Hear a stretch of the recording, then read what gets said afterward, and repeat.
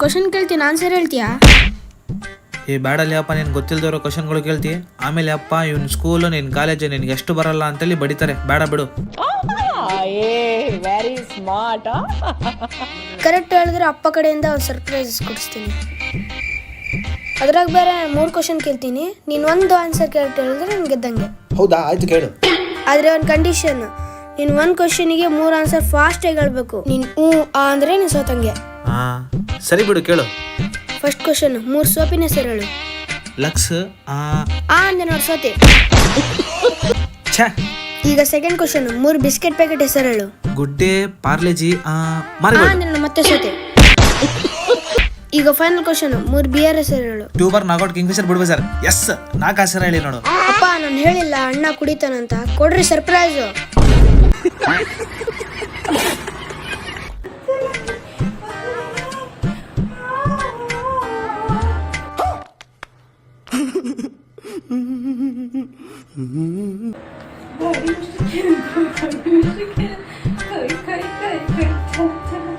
ಇದ್ಯಾವ್ದು roast ಮಾಡ್ತಾ ಮಾಡ್ತಾ ಯಾವ್ದೋ ಅಮ್ಮ ಮಗಳ ಮನೆಗೆ ಬಂದ್ಬಿಟ್ಟಿದೀನಿ. ಹೌದಲ್ವಾ? ಸಾರಿ ಆಂಟಿ, ಒಳಗ್ ಚಿಲ್ಕ ಹಾಕೊಳ್ಳಿ. ಓಪನ್ ಮಾಡ್ಕೊಂಡು ನುಲಿತಿದ್ರೆ ಯಾರಾದ್ರೂ ಬಂದ್ಬಿಟ್ಟು ನುಗ್ಬಿಡ್ತಾರೆ.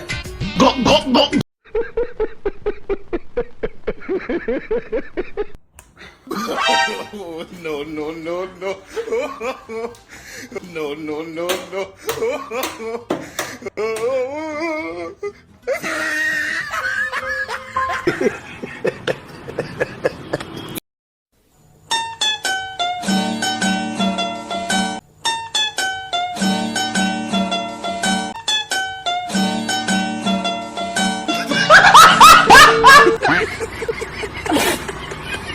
ನಮ್ಮೂರಲ್ಲಿ ಆಕಾಶದಿಂದ ಮಳೆ ಬರುತ್ತೆ.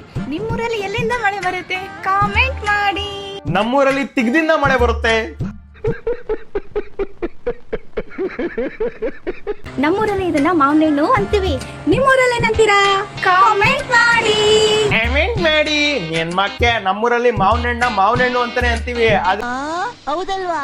ನಿಮ್ಮನ್ನ ನೀವಿದಿರಲ್ಲ, ನಿಮ್ಮನ್ನ ತಿಕ್ಲು, ಮೆಂಟ್ಲು, ಕ್ರಾಕು, ಲೂಸ್ಗಳು ಅಂತೀವಿ.